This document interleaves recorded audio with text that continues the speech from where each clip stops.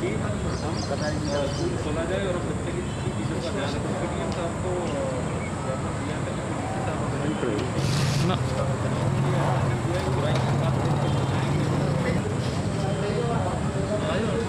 मैं एक बार आर्य साहब को थोड़ा प्रणाम करने के लिए आया, मैंने देख लिया था वहाँ से। लाइव तस्वीरें आपको दिखा रही हैं इंडिया की आवाज़ के माध्यम से। यहाँ पे जो बच्चों के भविष्य को लेकर ये लोग ज्ञापन और निकाल लो जी थोड़ा।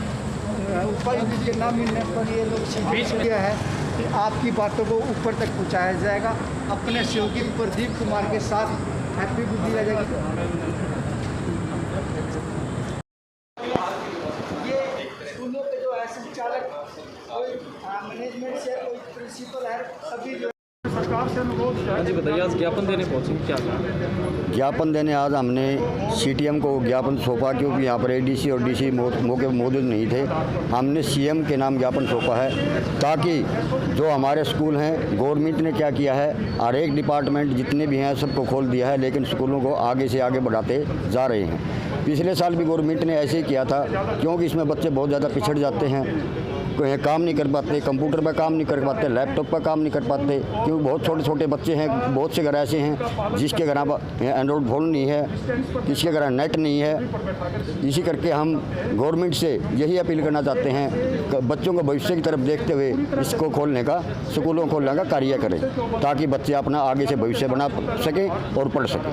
कोविड महामारी है, सुरक्षा कैसे होगी बच्चों की, उसके लिए क्या इंतजाम किया जाएंगे स्कूलों की तरफ से? कोविड महामारी के लिए स्कूलों की तरफ से प्रत्येक स्कूल ने पर एक बेंच पर एक बच्चा बैठाने का काम किया है। हर एक स्कूल में सैनिटाइज़र है, हर एक स्कूल में बायोमीट्रिक मशीन लगा रखी हैं।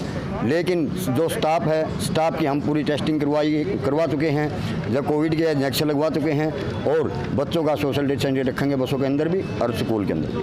क्या नाम है सर? वेदपाल नरवाल, बोलो। हाँ जी सर, आज ज्ञापन देने पहुँचे वो स्कूलों को लेकर, क्या?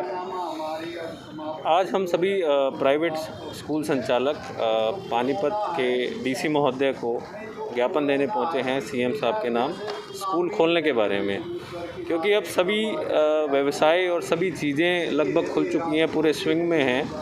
तो क्यों बच्चों की शिक्षा को लेकर इतना डिले कर रही है सरकार? Why not they are opening the school?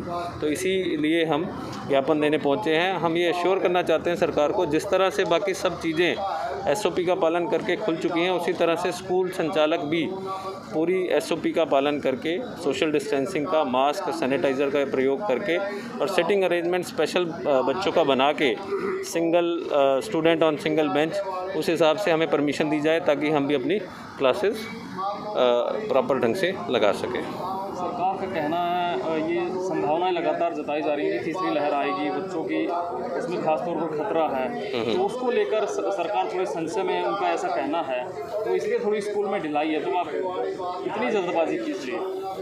नहीं, ऐसा है, पिछले 1.5 साल से लगभग स्कूल बंद हैं और 8वीं तक के स्कूल स्पेशली बंद हैं। तो जो छोटे बच्चे हैं, नीचे से जो नींव हमारे स्कूलों की बनती आती है छोटे बच्चों से, वो लगभग हमारे शिक्षा से बाहर हो चुके हैं बच्चे, क्योंकि उनको पढ़ना लिखना सब आउट ऑफ टच हो चुके हैं। तो इसमें जल्दबाजी वाली बात नहीं है, हम नियमों का पालन करते हुए खोलें।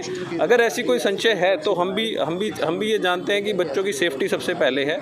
अगर तीसरी लहर का ऐसा कोई भी सिस्टम बनता है तो उस दौरान सरकार दोबारा भले ही स्कूलों को बंद करे, क्योंकि बच्चों की सेफ्टी ऑफ कोर्स पहले है। लेकिन फ़िलहाल जो सिनेरियो है, फ़िलहाल जो पोजीशन है, उसमें ऐसा कुछ लगता नहीं। तो मुझे लगता है कि स्कूल ओपन कर देने चाहिए। जैसे भी एसओपीज़ बनाएगी स्पेशली फॉर द स्कूल, चाहे वो इवन ऑड कर रोल नंबर के बारे में करें, चाहे वो 1 डेस्क 1 स्टूडेंट के हिसाब से करें, तो मुझे लगता है स्कूल खोल देने चाहिए सरकार। विक्रम गांधी।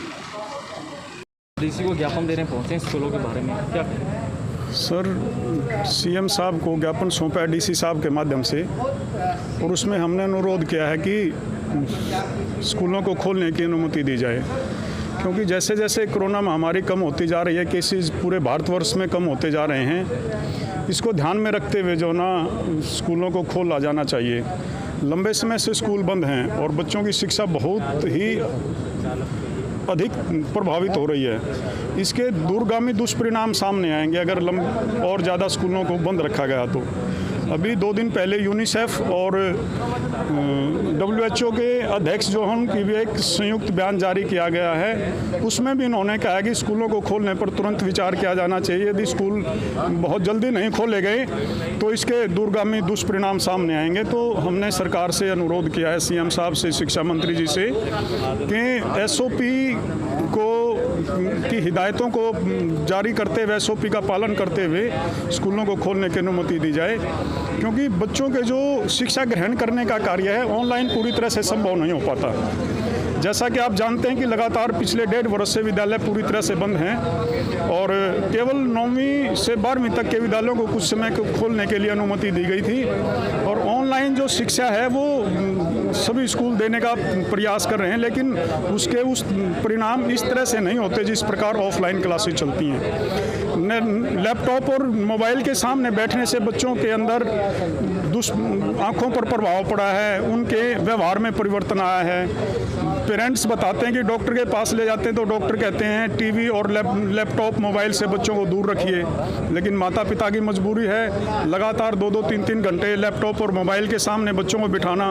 उनकी आई साइट वीक होती जा रही है, बच्चों के अंदर संस्कारों की कमी होती जा रही है। यदि स्कूल खुलते हैं तो बच्चे समय पर उठते हैं, समय पर सोते हैं, स्कूल में आते हैं, अनुशासन सीखते हैं, मॉरल एजुकेशन है वो बच्चों को केवल और केवल जो संस्कार हैं वो विद्यालय में आकर ही पूरी तरह से मिल पाते हैं। तो मेरी सरकार से, शिक्षा मंत्री जी से ये गुजारिश है कि विद्यालयों को शारीरिक रूप से जल्द खोलने की अनुमति दी जाए। जिस प्रकार हरियाणा के पूरे सेक्टर लगभग पूरी तरह से खोल दिए गए हैं, उसी प्रकार स्कूलों को खोलने की अनुमति दी जाए।